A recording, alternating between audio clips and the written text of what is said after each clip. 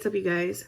Welcome back to my channel. As you can see from the title, this is about my very first pop-up vendor events that I've been doing with my new business, which is linked down below if you want to go check it out online. I do ship my products as well, so feel free to check it out. If you're local to my area, check out the blog post events page on there on my website, and it'll tell you where I'll be next. But anyway, I wanted to talk about each pop-up. I did 3 different ones so far. I did one on October 14th, which was one of my best ones to date. My very first one. I did it at the local state park. I did one on October 28th, so Halloween weekend. I did that one in the next town or two over.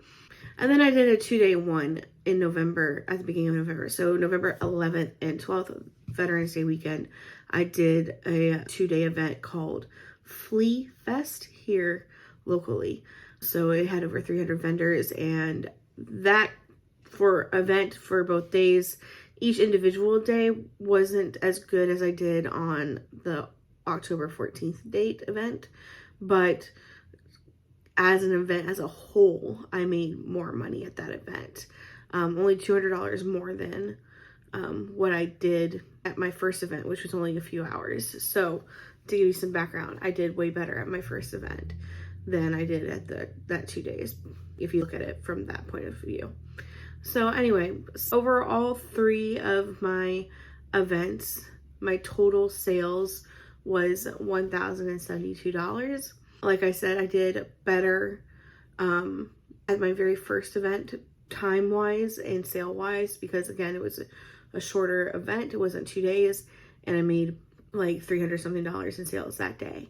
Whereas my 2-day event, which was from 9 to 5 both days, I made like $500 one day and $200 something the next, which we'll talk about. I'll get into the breakdown of that later on in the video, and you'll see we'll talk about each individual days.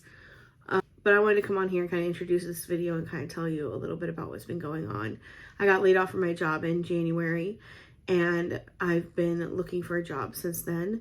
I've kind of had this apothecary business on the back burner for a while. I really enjoyed doing it when I got laid off back in 2017. I did something similar where I went to local farmers markets and made money that way. So I really enjoyed it, and I figured I'd kind of try to double down on it now.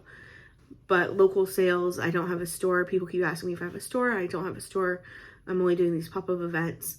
And then of course I could do local deliveries now too. So, which is nice.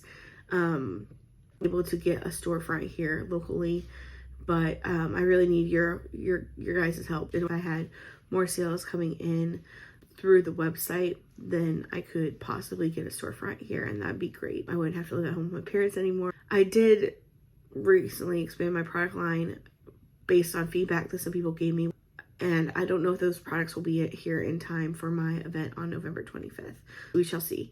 So I figured I'd go over with you the exact amounts that I made my very first day of doing this. So like I said, my very first event was that Fall Fest at the local state park, and on that day I had 17 orders and I made $324 in gross sales.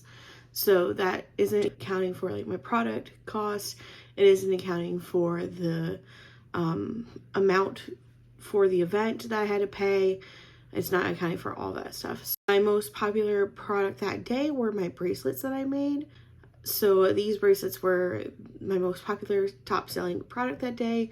There are a lot of kids there, so it makes sense that I sold those the most. As for my event that I went to in Jennings, that is the one that was a few towns over. That event happened on October 28th, so Halloween weekend. For that one, I had 11 total orders, and my gross sales were $282.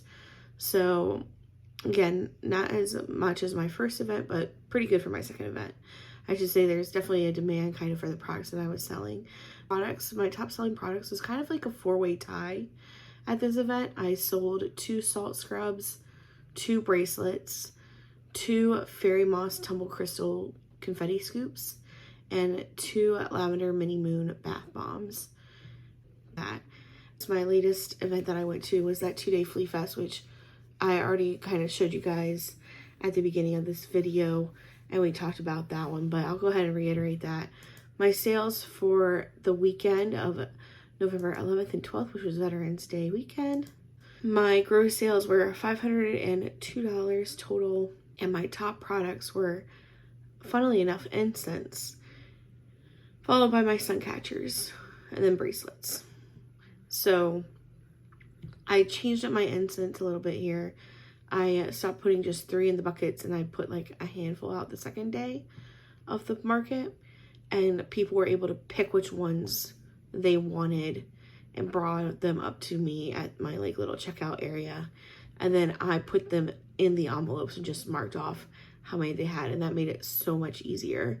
So we're moving forward, we're gonna keep doing it that way instead of how I was doing it, which was, hey, tell me how much you want, and then I package it for you in the back, and it was a hassle.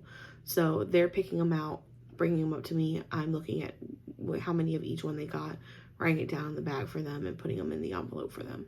So that made it a lot easier. So yeah, all in all, I'll say that I really do enjoy these events. I enjoy talking to people. And when it's your own business, it feels different than like working retail at like someone else's business. So yes, you're interacting with customers, but most of the customers that I'm interacting with, they are coming to me for a specific purpose. And so they want what I have, and they're nice. I will say that is like really refreshing that I have nice customers, which is really nice.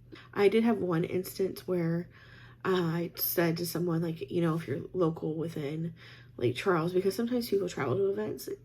And so I was at the event 2 towns over, and I said, you know, I don't have a store right now, because they asked me if I had a store, and I said I was out of Lake Charles. I told them that straight up. And then I said, I don't have a store, but I do deliver locally within a certain like range. And I said like 10 or 15 miles. And I heard her talk to her friend as they turned away, and they're like, 10 miles, try like 30 or something like that. So I did have like a little snippy comment by someone like that. I just ignored it because my delivery is free of charge, and if I were to go any further than 10 miles, it would be I would have to put delivery costs on it. So I would not be able to drive all the way out to Jennings to deliver an order unless I were to get compensated for gas in some sort of way. So yeah, they can order it online and I can ship it to them, to be honest, at that point. Again, that was her friend. That wasn't the actual girl that bought from me. That was the friend of the girl who was looking at my booth and buying things from me. So anyway, you pick your battles, and that was not a battle that I wanted to have. I just let her say what she wanted to say. And then some other thing that I notice a lot of, and what I do on purpose, is I put my lips incense holders on the very end of my table, and it gets a lot of people talking about them. And I know some people don't like them, and that's totally fine. My parents did not like them when they first saw them. When I unboxed them, my mom especially did not like them. She's like, those are gross, those are disgusting, like, who would want that, blah, blah, blah. And I was like, they're quirky and they're unique, and I love them. Like, I think someone else will love them. And I was right. Some people have bought them.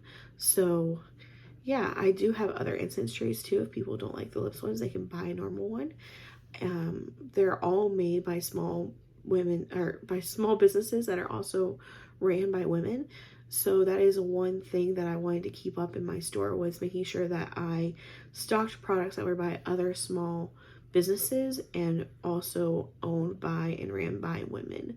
So either the women are creating the products and they own the business, or they own the business fully themselves. And to be honest, all of the products that I have sourced have been from women who make the products and then wholesale them to other businesses. The wholesale website that I use, I can check off like women-owned businesses and make sure that I am only buying from women-owned businesses. And so that's what I do. I love to support other women. And yeah, so anyway, that's a little bit about me and my business.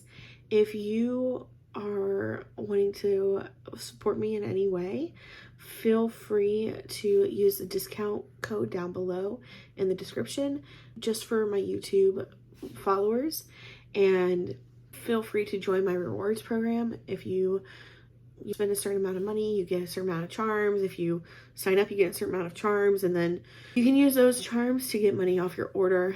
If you refer someone and then they buy using your referral link, you immediately get $5 off your next purchase. So refer people, get talking about it. I would really love to make this a business full time. Where I could see this going in the future is I can see having a little store here and not only selling like my witchy apothecary like stuff, but also I want to have like a small, there's no like small bookshop here in our town. We only have a big box store. So I want to have like a small bookshop as part of it as well. And then I want to have like little pastries and things too, where people can like chill out all day and we can have like workshops and things like that too. So yeah, I would really love any help and support that you guys are willing to give. And if you can't support me in that way, go ahead and subscribe, give a like. That also helps. Anything you can do, share this video. That would be great and very, very, very much appreciated. All right, I'm gonna keep going. Thanks so much, you guys. Have a great, blessed day. Bye.